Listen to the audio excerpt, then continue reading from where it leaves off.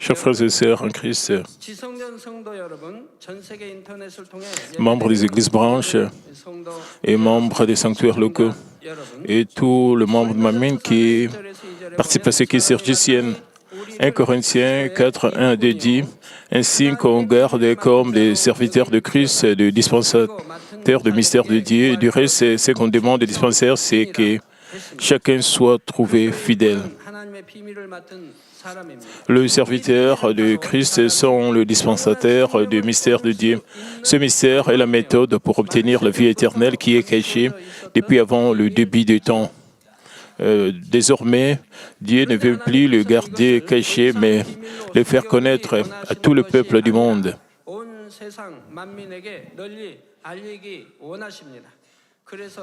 Il veut que tous ceux qui entendent acceptent Jésus-Christ et obtiennent la vie éternelle. Si vous croyez au Seigneur, au ciel et à l'enfer, et croyez de tout votre cœur que vous avez été sauvés, vous devez prêcher fidèlement en tant que dispensateur du mystère de Dieu.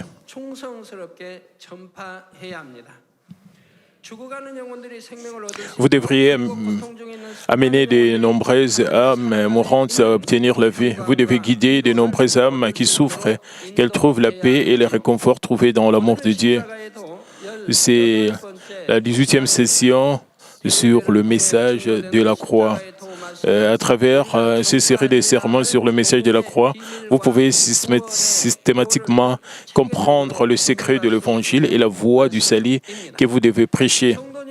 J'espère que vous ferez correctement le pain de ce message et que vous aurez une foi parfaite afin que vous puissiez sauver de nombreuses âmes en prêchant diligemment l'Évangile. J'ai prié au nom du Seigneur pour que vous receviez des éloges au ciel par Dieu qui dira « C'est bien, mes bons et fidèles fils et filles ». Chers frères et sœurs en Christ, comme je l'avais expliqué jusqu'à la dernière session, Jésus pendit sur la croix, nous a laissé cette dernière parole et a rendu son dernier soupir. Matthieu 27, 51, 54 dit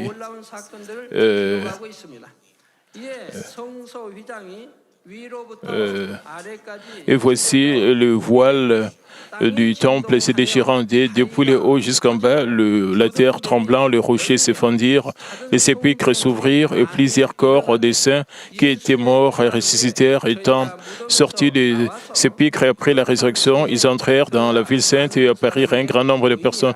Les sentinelles, ceux qui étaient avec lui pour garder Jésus, ayant vu le tremblement de terre et ceux qui venaient d'arriver, furent saisis d'une grande frayeur et dirent assurément cet homme était fils de Dieu. Ici, les sentinelles et ceux qui gardaient Jésus ne parlaient pas de la résurrection de ceux qui dormaient dans les tombées après la résurrection de Jésus. Et ils étaient étonnés par les merveilles qui ont été accomplies, la puissance de Dieu.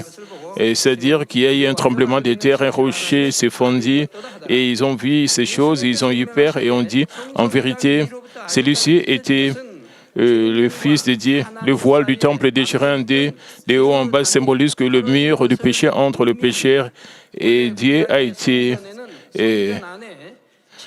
abattu, démoli.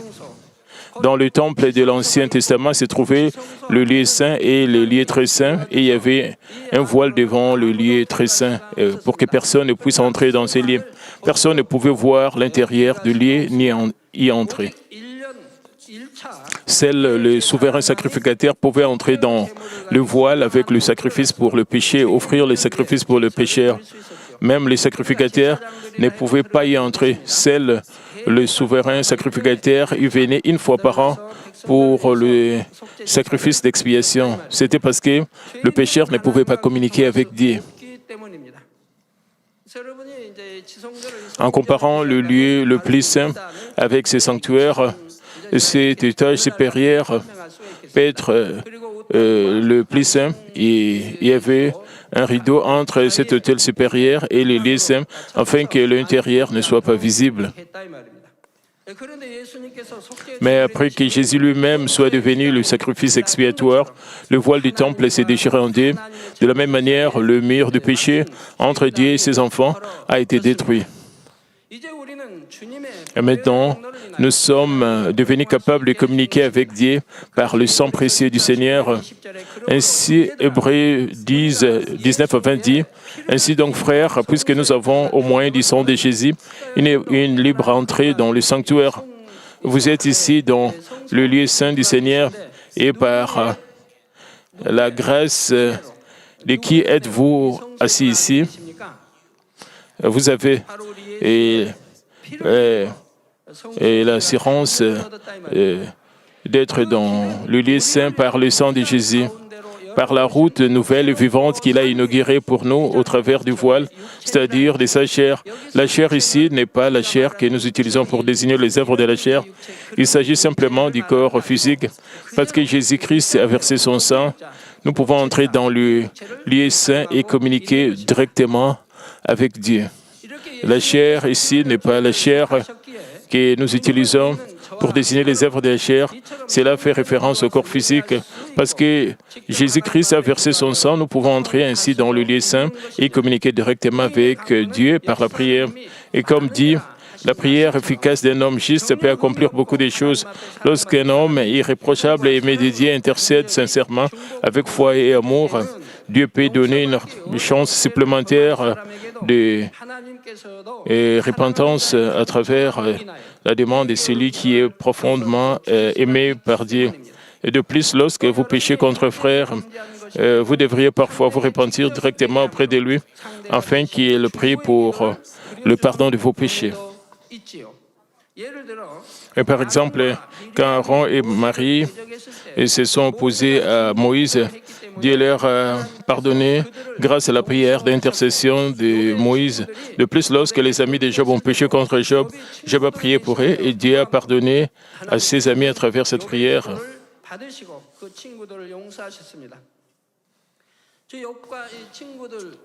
Job souffrait avec des ulcères sur tout son corps. Et cela démangeait beaucoup. Et il a pris même un morceau et il devait se gratter et il avait du sang partout. Même sa femme, même ses serviteurs se moquaient de lui. Et ses amis ne sont pas venus les réconforter. Et ils ont dit que c'est à cause de tes péchés. Mais qu'est-ce que Dieu a dit? Et ses amis étaient plus méchants que Job. Ils ont condamné Job. Et Dieu ne voulait pas pardonner le péché de ses amis. Il a dit à Job,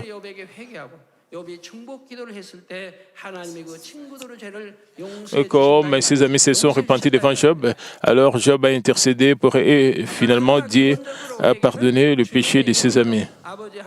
Mais fondamentalement, la repentance doit se faire au nom du Seigneur devant Dieu le Père. Il en va de même pour toutes sortes de prières. Nous offrons notre cœur directement à Dieu à travers Jésus-Christ qui a renversé nos murs de péché et devenu notre médiateur. Et chers frères et sœurs en Christ, après la mort de Jésus, le voile du temple s'est déchiré en deux et il y a aussi un tremblement de terre. Il est écrit, la terre trembla, les rochers se fendirent. Cela s'est produit parce que Dieu, le souverain des cieux et de la terre, était profondément attristé et s'est lamenté. Même les rochers sans vie se fendirent. Il est donc évident que toutes choses sur la terre ont été secouées. Comme le dit Luc 23, 44, il était déjà environ la 6e heure et il y eut des ténèbres sur toute la terre jusqu'à la 9e heure.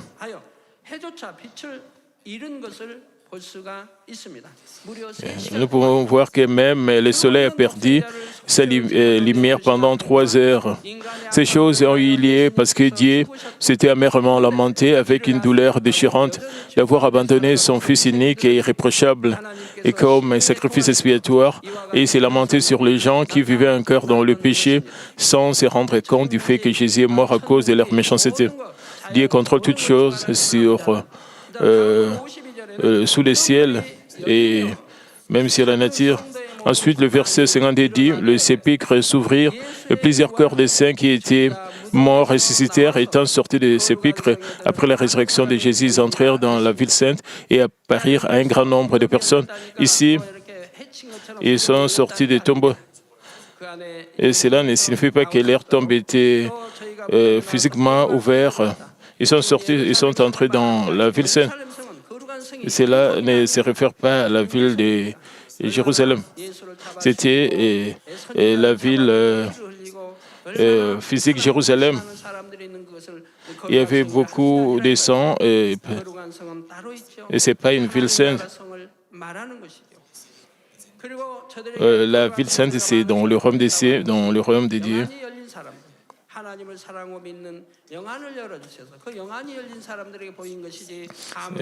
Quand ceux qui sont sauvés terminent leur vie, vont au ciel.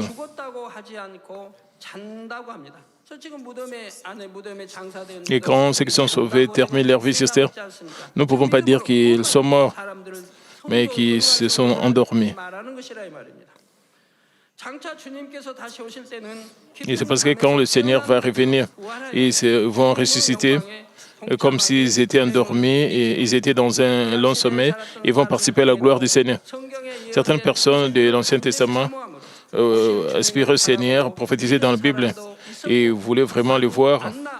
Et les gens comme Anna et Simon ont reconnu Jésus comme sauveur juste quand ils étaient bébés avant de commencer son ministère.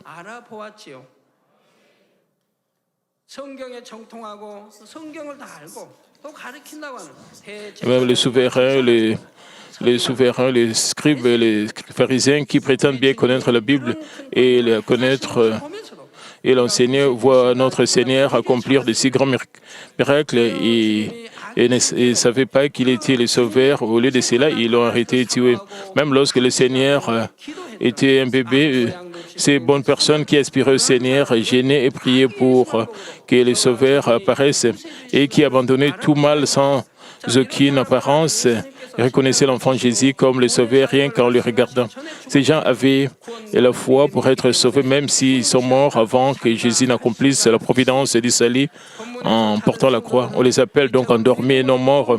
Par conséquent, les saints qui s'étaient endormis dans le verset dans le passage biblique d'aujourd'hui font référence aux personnes décédées avant la mort de Jésus parmi celles qui ont la foi d'être sauvées.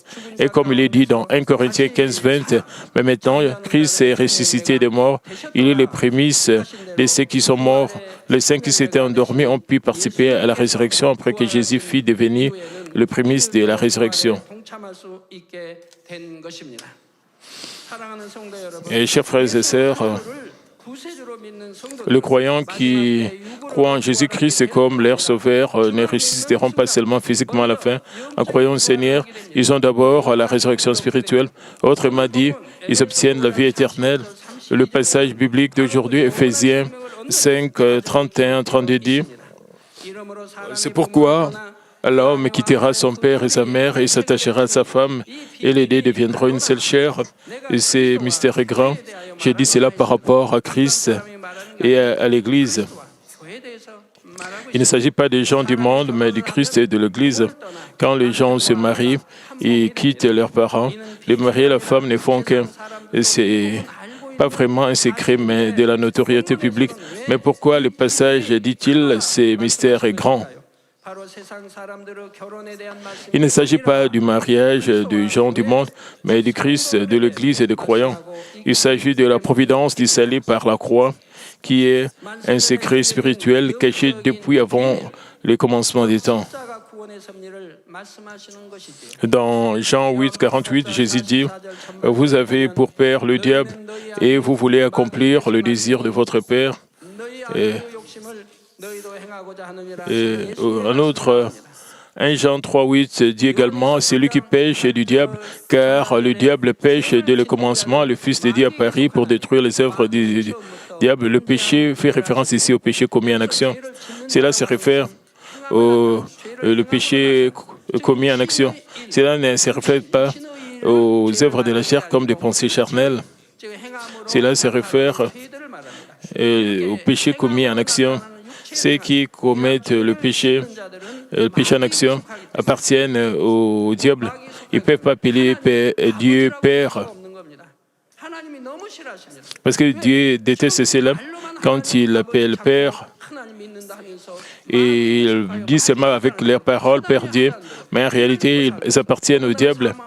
Et ils font ce que Satan leur dit de faire. Ils commettent des péchés, ils commettent les œuvres de la chair, mais ils appellent Dieu Père.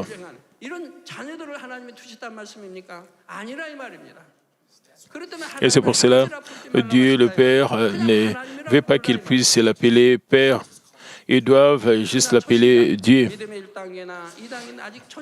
Mais en réalité, les nouveaux croyants et ceux qui sont au premier ou deuxième niveau de la foi, ces nouveaux croyants, et s'ils appellent Dieu Père, ça, ce n'est pas un problème. Pourquoi? Puisqu'ils sont comme de petits enfants spirituellement. Vous ne devez pas nécessairement leur enseigner de l'appeler Père, mais selon leur foi, c'est bon qu'ils peuvent l'appeler Dieu.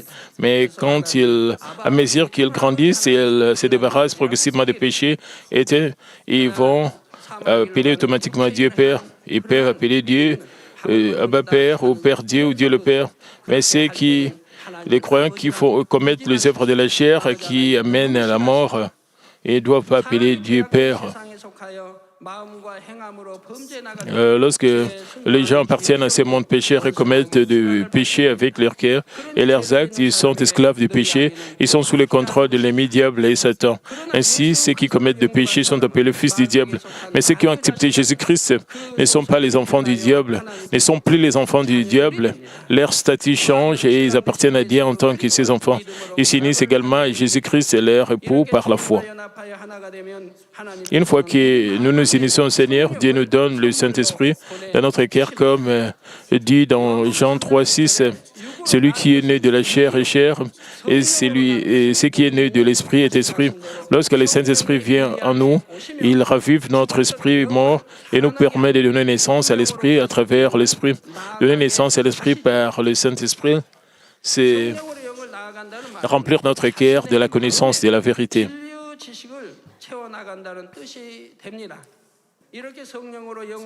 Et ceux qui donnent naissance à l'Esprit par le Saint-Esprit deviennent ainsi le Fils et les filles de Dieu et appellent Dieu Père. Si nous devenons enfants de Dieu, nous pouvons hériter du royaume de Dieu, le ciel. Chers frères et sœurs en Christ, permettez-moi de vous expliquer brièvement le cœur de l'homme pour vous aider à mieux comprendre les enfants de Dieu qui reçoivent le Saint-Esprit et donnent naissance à l'Esprit par le Saint-Esprit. Le cœur de l'homme peut être divisé en plusieurs parties. La distinction la plus claire est celle entre le cœur de la vérité évidente et le cœur de la contre-vérité évidente. En termes simples, c'est un cœur blanc et un cœur noir.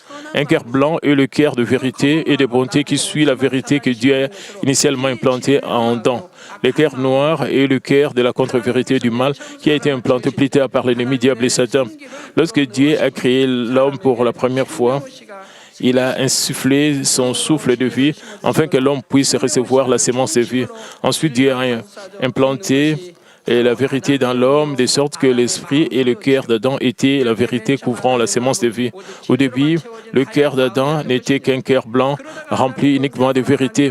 Mais dès lors qu'Adam avait commis un péché, sa communication avec Dieu a été interrompue et l'ennemi diable et Satan ont commencé à s'aimer le péché et le mal, l'injustice, l'iniquité et la contre-vérité à Adam. Ainsi, dans le cœur d'Adam, le cœur blanc originel et le cœur noir planté par l'ennemi diable et Satan ont commencé à coexister ensemble. Et en plus de ces deux cœurs, une autre sorte de cœur s'est formée, c'est la conscience. La conscience se forme à travers ce que vous faites entrer en vous-même à partir de ce que vous voyez, entendez et apprenez en fonction de votre nature héritée de vos parents. La conscience est un mélange de vérité et de contre-vérité. Elle sert de standard de jugement. Cette conscience diffère selon les personnes, les régions et les générations. Ainsi, même lorsqu'une personne dit que quelque chose est juste selon sa conscience, cela ne peut être reconnu comme étant juste par tous les autres, puisque la conscience est formée par lui-même. Il juge et condamne les autres selon leur propre conscience. Et sa conscience dit que c'est juste et ils insistent qu'ils ont raison. Ils insistent que les autres ont tort. En faisant cela, ils condamnent les autres et ils disent que l'autre personne n'a pas de conscience. Sa conscience est scellée comme du fer. Il n'a pas de conscience, sa conscience est détruite. Et ils disent de telles choses. Et ils pensent que sa conscience est bonne, même quand il condamne les autres. Il ne sait pas que cela, c'est un péché, combien cela est ridicule. Et certaines personnes ont des scrupules face aux mensonges insignifiants, tandis que d'autres n'ont qu'un scrupule, même après leur avoir causé tant de mal avec de gros mensonges. Certains pensent qu'il est juste de rendre le mal par le mal, tandis que d'autres ne peuvent pas réellement rendre le mal par le mal, même s'ils sont en colère. Comme nous pouvons le constater, tous les hommes ont une conscience différente et dans la plupart des cas, même une conscience qui est bonne aux yeux de l'homme ne peut être considérée comme bonne aux yeux de Dieu. Par exemple, lorsqu'une personne réprime de force sa colère et son ressentiment dans son cœur, les gens du monde diraient qu'elle est bonne, mais aux yeux de Dieu, elle ne l'est pas. Ceux qui ont vraiment une bonne conscience n'éprouveront aucune colère ou ressentiment en premier lieu. Ils aiment même leurs ennemis, comprennent les positions des autres et dissimulent leurs transgressions. Fondamentalement, le cœur des hommes peut être divisé en trois sortes.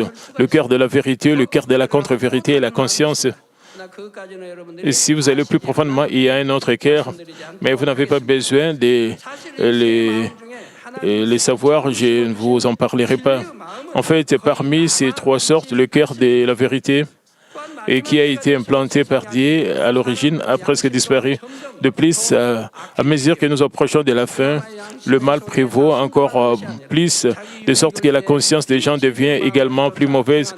La plupart des gens n'obéissent même pas à la voix de leur conscience, mais suivent leur cœur de la contre-vérité pour leur propre intérêt. S'ils accumulent le mal sur le mal, leur conscience sera brûlée comme avec un fer rouge et ils n'auront même aucun sentiment de culpabilité, même s'ils commettent le mal. Chers frères et sœurs en Christ, je vous ai dit que les hommes ont la sémence de vie qui a été donnée par Dieu.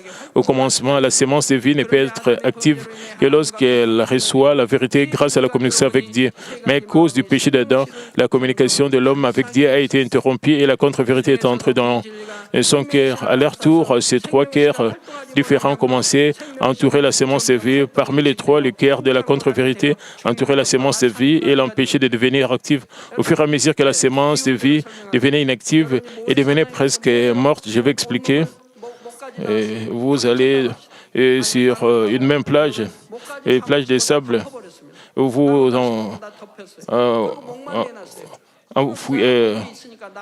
vous entrez, tout votre corps jusqu'au cou dans le sable. Vous pouvez seulement... Est-ce que vous pouvez sortir du sable parce que vous êtes enfoui dans le sable? Vous avez seulement votre tête à l'extérieur et vous pouvez respirer. Vous pouvez pas sortir de ces sables de vous-même. C'est seulement quand quelqu'un vous aide, vous pouvez sortir, mais vous ne pouvez pas bouger. Donc, est-ce que vous ne croyez pas cela?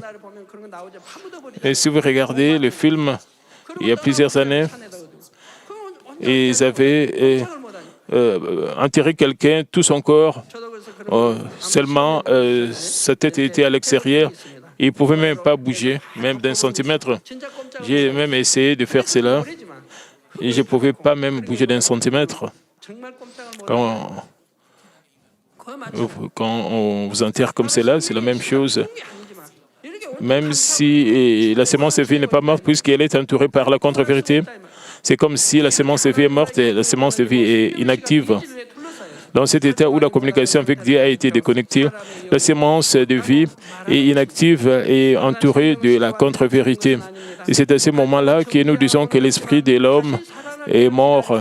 Mais ce n'est pas que la sémence de vie soit complètement morte, bien et que bien qu'inactive, cela attend les jours du réveil. Lorsque la graine d'une plante semble morte, si la vie s'y trouve encore, elle peut un jour germer et commencer à pousser. C'est la même chose. Comme dit Ecclésiaste 3:11, même il a mis dans leur cœur la pensée de l'éternité. Bien que la sémence des vies soit devenue inactive, elle aspire à l'éternité, à la vérité et à Dieu, et attend les jours de réveil. Dans Romains, nous constatons que toutes choses gémissent et entendent avec impatience les moments où toutes choses seront rétablies. Alors, quand l'Esprit de l'homme ressuscite-t-il? C'est lorsque nous recevons le Saint-Esprit, lorsque nous entendons l'Évangile, la lumière de Dieu, et de la vie et de la vérité brille sur notre cœur. Alors, le cœur de vérité, le bon cœur qui reste dans notre cœur accepte cette lumière. Nous acceptons Jésus-Christ comme Sauveur. Ensuite, Dieu envoie le Saint-Esprit dans notre cœur et ce Saint-Esprit se combine avec la sémence de vie dans notre cœur. Quant aux gens qui ont beaucoup de contre-vérités dont la conscience a été souillée, leur sémence de vie est fortement entourée de contre-vérités. Il est donc difficile que la lumière de la vérité y pénètre. Plus une personne a un cœur de vérité est meilleur et sa conscience, elle peut facilement accepter l'Évangile et renaître par le Saint-Esprit. Une fois que nous recevons le Saint-Esprit, la sémence de vie commence à bouger et à agir. La communication avec Dieu, interrompue depuis la chute d'Adam, reprend et nous recevons à nouveau la connaissance de la vérité. Le cœur rempli de contre-vérités telles que la haine, l'arrogance, le querelle, la colère et l'adultère commencent à être remplacés par la vérité comme l'amour, l'essence du service, l'humilité et la paix. Et c'est le processus de donner naissance à l'Esprit par le Saint-Esprit. Et c'est ce que nous devons faire dans ce processus et prier. En priant de toutes nos forces, nous pouvons recevoir la grâce et la force de Dieu venant d'en haut pour nous débarrasser des contre-vérités de notre cœur. À mesure que nous continuons à faire cela, le cœur de la vérité gagne en force, mais si nous ne prions pas, nous restons simplement des hommes charnels. Même si nous semblons fidèles à l'œuvre de Dieu, nous ne pouvons pas donner naissance à un esprit par le Saint-Esprit. C'est que nous ne faisons que passion, bonté charnelle. Mais peu importe à quel point nous prions, cela ne sert à rien si nous ne brisons pas nos pensées et nos théories charnelles. Le Saint-Esprit inspire notre vie de vérité à suivre ses désirs, mais sans contrôle. Mais Satan contrôle le cœur de la contre-vérité à travers l'âme, c'est-à-dire à travers nos pensées. Peu importe combien vous vivez votre vie chrétienne, si vous ne vous débarrassez pas des pensées charnelles, vous recevrez l'œuvre de Satan, vous vivrez toujours dans le mal. Donc, même si vous voyez quelques erreurs de votre patron, vous parlez de cela. La Bible ne nous demande pas de voir les défauts des autres, de voir premièrement nos propres défauts. Nous devons premièrement lever ce qui est dans notre propre yeux, afin de bien voir, de ne pas enlever ce qui est dans l'œil des autres. Nous avons davantage de contre-vérités. Avant de recevoir les œuvres du Saint-Esprit, nous sommes susceptibles de recevoir les œuvres de Satan par des pensées nous conduisant à suivre le désir de la chair et emprunter le chemin de la destruction. Même si nous écoutons beaucoup de vérités et prions depuis longtemps, à moins que nous nous débarrassions de nos pensées et théories charnelles, nous ne pouvons pas suivre les œuvres du Saint-Esprit. Même lorsque nous prions, nous nous sentons affligés dans notre cœur et nous ne pouvons pas ressentir pleinement les œuvres de Dieu. C'est pourquoi, 2 Corinthiens 10:5 dit, nous renversons les raisonnements et toute hauteur qui s'élève contre la connaissance de Dieu et nous amenons toute pensée captive à l'obéissance de Christ. Même si nous nous sommes débarrassés du cœur de la contre-vérité parmi les 3 sortes de cœur en priant et en nous changeant, cela ne signifie pas la fin des épreuves. Ensuite, nous devons trouver et nous débarrasser du mal dans notre conscience, à savoir le nature pécheresse cachée au plus profond de notre cœur. Plus tôt, je vous ai dit que la conscience se forme à travers ce que nous apportons en voyant, en entendant, en apprenant des choses sur la base de la nature que nous avons héritée de nos parents. Cette conscience créée est une autre nature profonde qui nous est propre et c'est le cœur placé au plus profond de nous, dont même nous-mêmes n'avons pas conscience. La contre-vérité de notre nature n'est pas en accord avec la justice de Dieu, mais elle semble si juste à nos yeux. Il n'est donc jamais facile de la trouver soi-même et de s'en débarrasser. C'est pourquoi Dieu permet que les épreuves nous permettent de découvrir la contre-vérité dans notre cœur et de nous rendre complètement saint. Même Job, qui était irréprochable, a dû traverser des graves épreuves pour réaliser, se débarrasser de son attitude moralisatrice.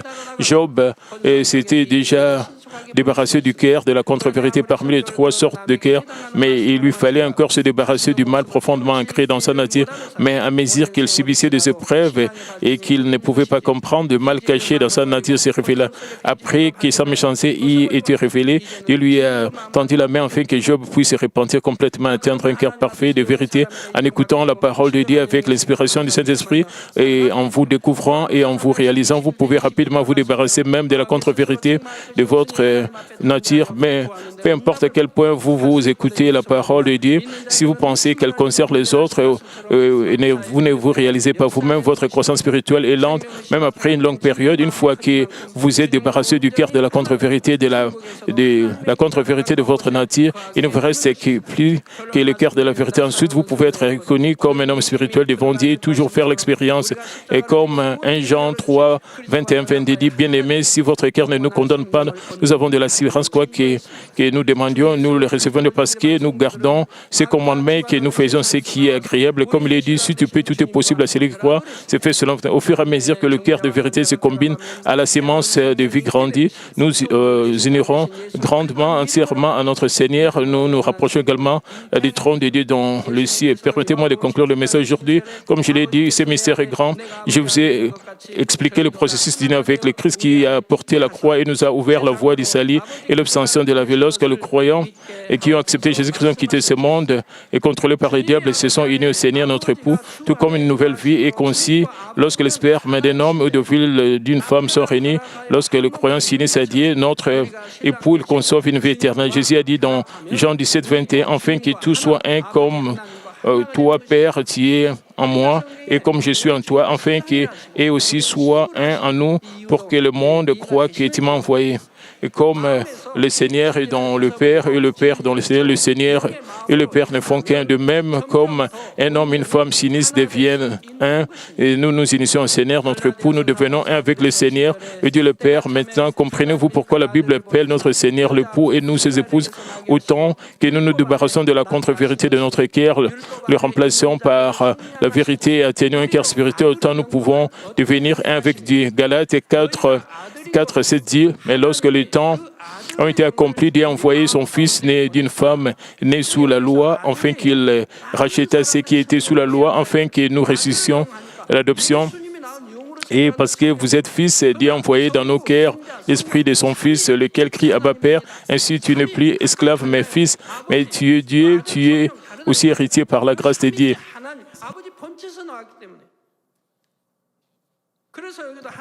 En d'autres termes, l'Esprit de Dieu signifie ici que beaucoup de gens comprennent mal la Bible. Quand je dis Esprit du Fils, je vais dire que je le considère comme l'Esprit né de Jésus, le Saint-Esprit.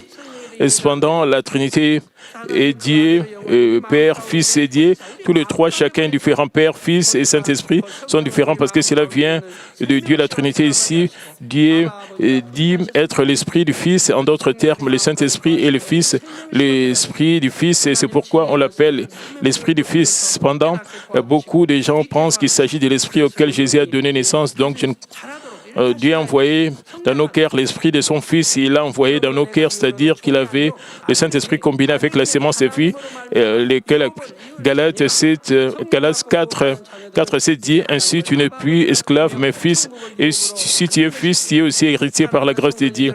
Les enfants qui ont reçu le Saint-Esprit et le salut peuvent appeler Dieu Abba Père, héritier du royaume des cieux. J'espère que vous donnerez pleinement naissance à l'Esprit par le Saint-Esprit, que vous devenez rapidement un avec le Seigneur Dieu le Père. Ce faisant, je prie au nom du Seigneur, notre époux, que vous puissiez hériter du royaume des cieux, en particulier de la Nouvelle Jérusalem, le lieu le plus glorieux. Prions tous concernant ces messages. Père éternel, merci encore pour ces messages très importants concernant le message de la croix. Aide-nous, Père, à comprendre ces grands mystères. Permets que nous soyons toujours unis avec Christ, notre Seigneur, et que nous puissions nous débarrasser de tout ce qui est contre-vérité. Père éternel, sois avec nous. Père, merci pour toutes choses, parce que tu es Dieu, Père. Sois loué, sois béni. Merci, parce que tu es notre Père. Merci pour toutes choses, Père. Je bénis ton nom pour toutes choses. Merci. Permets que nous puissions bien réaliser la providence et la croix, que nous puissions retrouver l'image perdue de notre Seigneur. Change-nous complètement, Père. Permets que nous puissions nous purifier, que nous puissions aussi évangéliser les autres, que nous puissions gagner d'autres âmes pour le Seigneur. Père, permets que nous puissions vraiment mener une vie digne pour que nous soyons à même de t'appeler Père, et que nous puissions vraiment bien nous comporter en te glorifiant partout où nous irons au nom de notre Seigneur Jésus-Christ. Ainsi prié. Amen. Maintenant, nous allons recevoir la prière du pasteur principal pour le malade. Si vous êtes malade, posez vos mains sur vos parties malades. Si vous n'êtes pas malade, posez vos mains sur votre poitrine pour recevoir le désir de vos cœurs. Alléluia, Dieu Tout-Puissant, Dieu d'amour, s'il te plaît, pose ta main sur tout ce qui est cette prière maintenant. Montre tes œuvres transcendant les temps et l'espace sur tout ce qui reçoit cette prière, sur GCN et sur Internet, via satellite, dans les églises branches, dans les sanctuaires locaux, sur tous les enfants de Dieu partout à travers le monde. Donne-leur la foi de croire du fond de leur cœur. Chasse tout ce qui est pensée négative et doute, et chasse tout ce qui est test et épreuve. Depuis jusqu'à la tête, les parties internes, les jointures, les tissus, les cellules, quel que soit le parti malade, consume-les avec le feu du Saint-Esprit et avec la lumière originelle. Au nom de Jésus-Christ, j'ordonne à l'ennemi diable et Satan et toutes sortes de maladies, germes, virus, infirmités, et quittez-les que la lumière brille. S'il te plaît, consume toutes leurs maladies en phase terminale et les maladies incurables avec le feu du Saint-Esprit. Et chasse toutes les maladies endémiques, y compris la malaria. Toutes les maladies contagieuses telles que le rhume, la grippe et la fièvre, quittez-les. Protège-les de toutes sortes de germes et de virus. Guéris-les de toutes sortes de cancers, des estomacs, des poumons, des seins, des intestins, sida, leucémie, apoplexie cérébrale, hypertension, hypotension, diabète, problèmes de thyroïde, de cœur, de poumons, maladies des femmes et toutes sortes d'inflammations, quittez-les. Guéris tout ce qui est polio, AVC, arthrite, hernie discale, douleur dorsale, maux de tête, névralgie, toutes sortes de douleurs puissent disparaître. Épilepsie, autisme, dépression, névrose, autres maladies mentales, quittez-les. Toutes sortes de paralysies soient guéries, que les paralytiques s'élèvent et marchent. Et que leurs yeux puissent bien voir, que les oreilles puissent bien entendre, que les aveugles voient, que les muets parlent et que les sourds entendent. Et guéris-les tout ce qui est effet secondaire de toutes sortes d'accidents. Guéris leurs os fracturés. Restaure tout ce qui est brûlé. Permets que la station de chaleur puisse disparaître. Père, permets qu'il n'y ait pas de cicatrices qui restent. Soyez purifiés de toute dépendance à la drogue, à l'empoisonnement et aux mauvaises substances. Que les tissus morts, les cellules mortes soient régénérés, ramènent de mort à la vie. Donne-leur la bénédiction de la conception. Recevez la bénédiction de la conception. Au nom de Jésus-Christ, j'ordonne à l'ennemi diable et Satan, les principautés de la puissance et l'air, les mauvaises forces dans le lait céleste et l'air serviteur, quittez-les. Et quittez-les, esprit impur, esprit trompeur, esprit de séparation et toute force des ténèbres. Tout ce qui est chaîne de mes sensés soit brisé, ténèbres, quittez-les, que la lumière brille. Père, donne-leur la force de se crier dans la prière, la puissance de rejeter les péchés pour devenir sanctifiés. Comme leur âme prospère, et permet que tout marche très bien avec eux, et permet que leur famille soit évangélisée. Et protège-les de toutes sortes d'accidents et de désastres tout au long de cette semaine, et bénis-les pour qu'ils puissent mener une vie prospère sans aucun problème. Avec le feu ardent du Saint-Esprit, l'armée céleste et les anges, et avec tes yeux enflammés, protège tous tes enfants, leurs familles, leurs lieux de travail et leurs affaires. Donne aux étudiants la sagesse et l'intelligence, donne-leur l'enthousiasme et la ferveur de bien étudier. Et s'il te plaît, garde leur cœur, leurs pensées des choses mondaines et et permets qu'ils puissent t'aimer avec plus de ferveur. Et que tes enfants mangent ou boivent, ou dans tout ce qu'ils feront, permets qu'ils puissent te faire pour te glorifier, Père Dieu. Et qu'ils soient capables de témoigner au sujet de Dieu vivant en disant, j'ai rencontré et expérimenté Dieu, j'ai reçu ses réponses et ses bénédictions. Et Père Dieu, merci. Et sois glorifié toi seul. Au nom de notre Seigneur Jésus-Christ, j'ai ainsi prié. Amen.